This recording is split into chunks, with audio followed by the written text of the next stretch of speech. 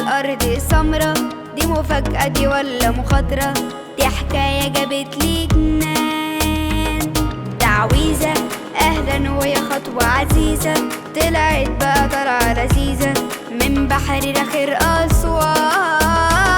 لفيت لف ماشي وبضرب كف بكف لحد ما تهت وعقلي ده خف. أنا مين أنا فين؟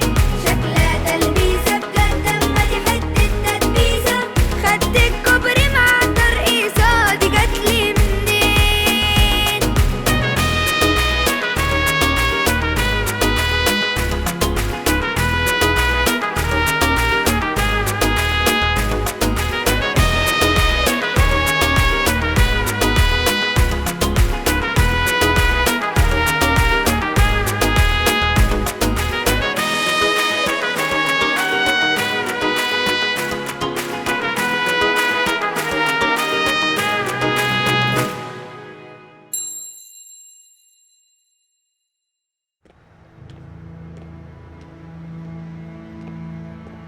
انت ليه خلتنا ننزل عند متحف الحضارات يا يحيى؟ وبعدين ايه علاقة المتحف بالسر وبالناس اللي بيجروا وراك؟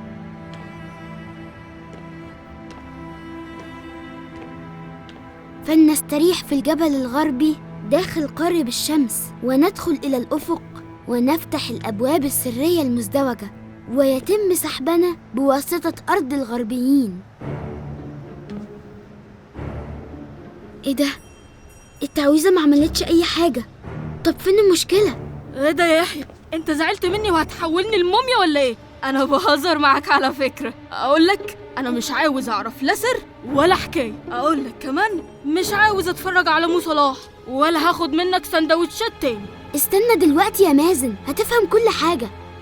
التعويذة ما عملتش أي حاجة. إزاي قدر يدخل العصر القديم من غير ما أشوفه؟ دي حاجة تجنن. طب انا هروح ونتقابل بكرة، ماشي؟ سلام. ما تبقاش عيل بقى يا مازن، قلتلك هتفهم كل حاجة. افهم ايه يا يحيى؟ بتقول كلام غريب وسامعك بتقول التعويذة ما عملتش حاجة. انت مستني مثلا تطلع هنا دايرة كبيرة يخرج منها حد يقول كلام زي اللي بتقوله وتقضوها تعويذة قصاد تعويذة؟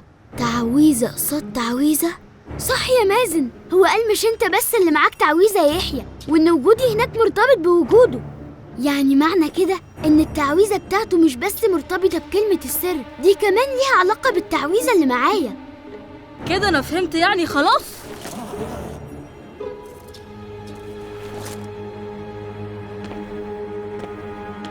شايف ده يا مازن؟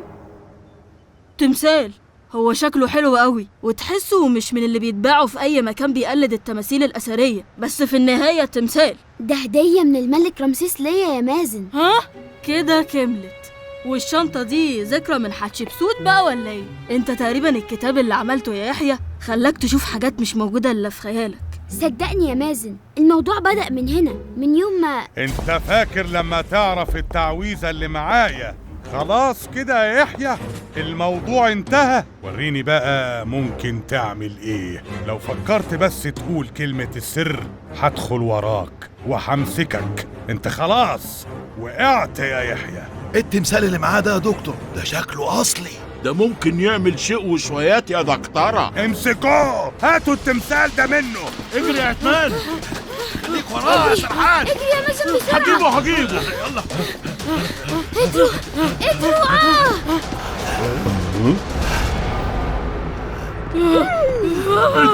الحقوني الحقني يا دكتور رهيب. الحق عثمان. ماليش دعوة.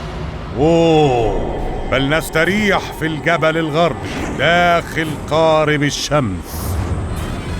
السلام عليك أيها الملك. وندخل إلى الآفاق ونفتح الأبواب وما دمت السرية بريئاً. المزدوجة ويتم سحبنا فاجعلني من بواسطة المقربين أرض إليك. الغربيين.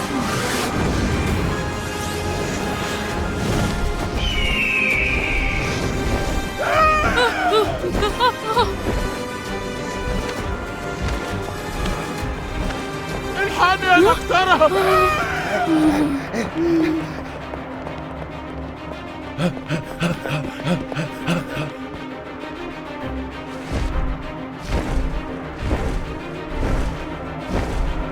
ايه ده؟ انا مش مصدق عيني. هات ايدك يا مازن بسرعة يلا.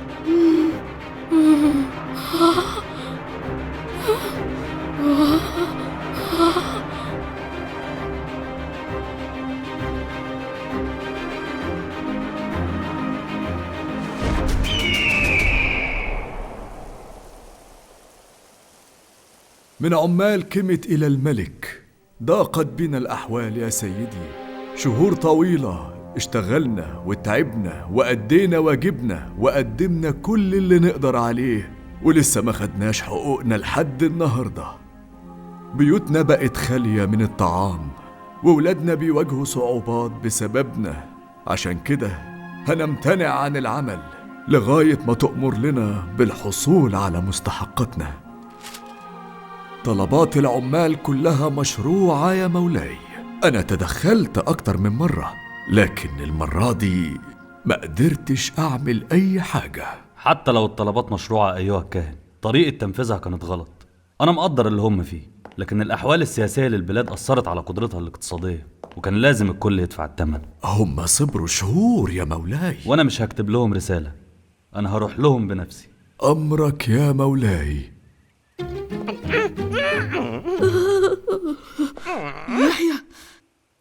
يحيى، ايه يا مازن؟ انا عاوز اروح الحمام. مش وقته يا مازن دلوقتي، استنى. استنى ايه؟ هو الحمام ليه وقت في الحلم اللي احنا فيه ده كمان؟ صديق جديد ليحيى.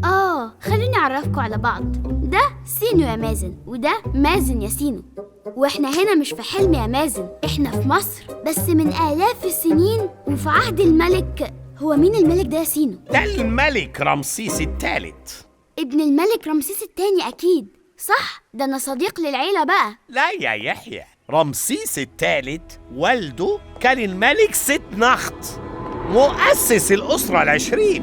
ورمسيس الثالث هو تاني ملوك الأسرة ال20، وحكم كيمت لفترة طويلة وصلت ل31 سنة. حقق فيها انتصارات كتير وحارب من أجل الحفاظ على حدود كيمت. لكن دلوقتي الحرب كانت من كل اتجاه. مع مرور كيمت بفترات صعبة زادوا الأعداء، والحمل بقى صعب على كل ملوك كيمت ومنهم رمسيس الثالث. أمال ليه اسمه رمسيس الثالث؟ أنا فهمت إن هو الثالث عشان بعد التاني. ده مجرد لقب أو محاولة للتقرب من انتصارات وإنجازات ملك عظيم زي رمسيس الثاني. وبالفعل هو مشي على نفس الخطى في البناء والحضارة اللي كان ماشي عليها الملك رمسيس الثاني. يا يحيى، أنا محتاج الحمام ضروري جدا. يوه، غمضوا عينيكم. ليه؟ مش عايز تروح الحمام؟ غمض عينيك بقى. بس انت ما قلتليش بقى يا سينو، ايه حكاية البردية اللي كان بيقرا منها الكاهن دي؟ دي كانت طلبات العمال. في عهد الملك رمسيس الثالث العمال قرروا ما يكملوش شغل، والملك بنفسه هو اللي حل مشاكلهم. ايه ده؟ مالك بتبصلي كده ليه؟ أنا آسف، بس لحد دلوقتي أنا مش مصدق إني شايفك أصلاً وإني هنا. وبعدين تمام، اللي بيحصل ده حتى لو حقيقي، إيه حكاية الطائر العملاق اللي ظهر لنا عند المتحف ده يا يحيى؟ ايه طائر عملاق؟ ايه الموضوع ده يا يحيى؟ انا نسيت احكي لك يا سينو، الدكتور عجيب طلع معاه تعويذة. لما قلت التعويذة اللي معايا قدامه، فجأة الطائر اللي في تمثال الملك رمسيس وهو طفل اتحول لطائر حقيقي، ومنعهم انهم يدخلوا معانا الزمن ده.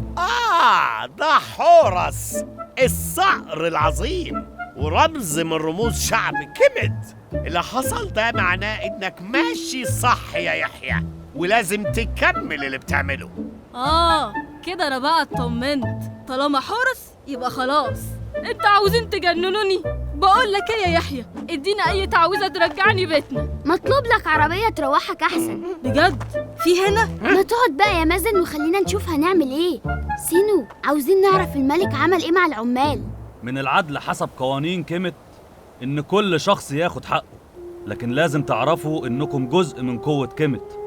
توقفكم عن العمل بيضر بكل مصالح بلادكم، هيخليها أضعف قدام العدو. وقتها الهزيمة هتكون هي مصيرنا المحتوم، ومش هنقدر نتغلب على أي صعوبات غير لما نبقى إيد واحدة. أنا أمرت بصرف جزء من حقوقكم لحد ما أقدر أوفر لكم الباقي. عاش الملك رمسيس الثالث! عاش الملك رمسيس الثالث! بس كده لسه المشكلة ما اتحلتش يا سينو. ولا التوقف عن العمل كان صح من الأول، ولا ممكن يحل حاجة. واللي عمله الملك رمسيس الثالث حل مؤقت لكنه معذور. هيعمل ايه؟ وكل الحدود فيها مشاكل، والأعداء بيحوطوه من كل ناحية، وهو بيحارب في جميع الاتجاهات، ولازم يحقق انتصارات. للأسف يا يحيى اللي بيحصل ده في منتهى الخطورة رغم انتصار الملك على شعوب البحر في بداية حكمه. مين شعوب البحر دول يا سينو؟ مجموعة من القراصنة اللي هجرت عن طريق البحر المتوسط، احتلت ودمرت عدد كبير من الممالك والدول، ومنها دولة الحيثيين. ورغم هزيمتهم أكتر من مرة على إيد الملك، إلا إنهم بيقدروا يجمعوا نفسهم من تاني ويهاجموا عدد من الدول اللي جنب كيميت ويسيطروا عليها، وده جدد الخطر من تاني. وطبيعي في وجود مخاطر زي دي كل حاجة في حياة شعب كيميت تتأثر. بقولك ايه يا سينو، أنا عاوز أسألك سؤال. هو أنت قدراتك في موضوع إنك تخفي أي شخص قدامك واصلة لحد فين؟ بتفكر في إيه يا يحيى؟ جاوبني بس يا سينو. لا واصلة لحد بعيد أوي. أنا سينو اللي مفيش حاجة صعبة عليا. يبقى هنفذ اللي بفكر فيه، ومازن هيساعدنا. مازن؟ هو فين مازن؟ معقولة كل ده حلم؟ أو ممكن يكون مقلب من يحيى؟ بس ده لو مقلب، الناس دي كلها بتمثل عليا معاه. واحد عامل ملك والباقي عاملين عمال، مستحيل يكون مقلب. وبعدين دلوقتي لو أنا جوعت هاكل إيه؟ أكيد هنا مفيش سندوتشات جبنة رومي بالقشطة. مش كان زماني دلوقتي بتفرج على الماتش وبعدها اتصورت مع مو صلاح ومضالي على الكورة بتاعتي؟ كله بسببك يا يحيى. انت بتعمل ايه هنا؟ مش بعمل حاجة، أنا مازن صاحب يحيى. يحيى مين؟ وايه الشيء ده؟ يحيى صاحبي، ودي كورة تلعب. بص، حطها قدام رجلي واخبطها هتجيلي. ها، حلوة قوي. نادي لزمايلك عشان هشرح لكم ونقسم فرقتين. انت كده بتأنن يا كابتن، بس هنفوتها المرة دي.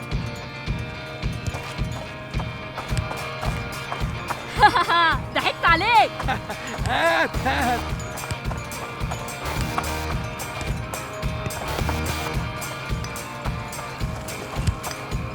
جول.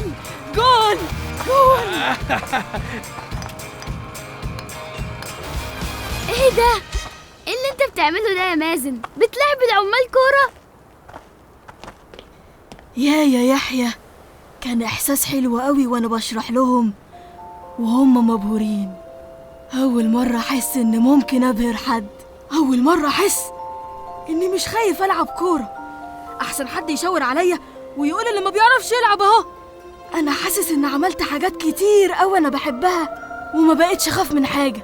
على كده بقى انت دلوقتي أول مصري لعب كرة القدم، يعني ده ايجيبشن كينج الحقيقي.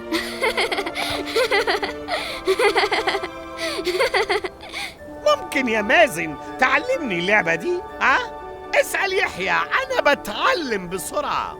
ممكن يا سينو بس الأول ننفذ الخطة اللي هقول لكم عليها وبعدين العبوا براحتكم.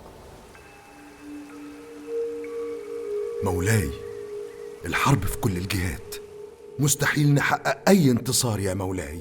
معاك حق، لكن تفتكر مين في الأعداء دول ممكن يستنى علينا؟ لو هاجمت عدو واحد التاني هيستغل الفرصة وهيهاجمك وانت مشغول. شعوب البحر هزمت كل الدول اللي واجهتها سواء في معارك برية أو بحرية، والقرار مش سهل. أي خطوة لجيش كيميت العظيم لازم تكون محسوبة بدقة يا مولاي. دقة وسرعة أيها القائد. لازم في أسرع وقت نكون مستعدين للقضاء على شعوب البحر، لأنهم الخطر الأكبر، وبعدها نستمر في حملاتنا العسكرية لتأمين باقي حدود كيميت. انت بتقول ايه يا يحيى؟ ده مستحيل يحصل. يا مازن، اللي انت هتعمله ده هيخلي اسمك يتكتب في التاريخ. اسمع بس كلامي ونفذه بالظبط.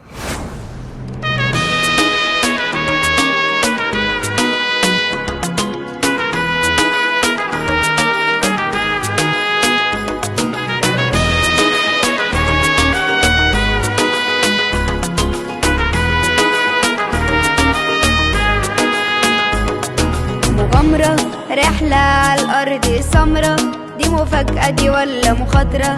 دي حكاية جابت لي جنان. تعويذة أهلا وهي خطوة عزيزة، طلعت بقى طالعة لذيذة من بحر رخير أسوان. لفيت لف ماشي وبضرب كف بكف لحد ما تهت وعقلي ده خف. أنا مين أنا فين؟ شكلها تلبيسة بجد أما دي حتة تدبيسة. خدت الكوبري مع الترقيصة دي جاتلي منين؟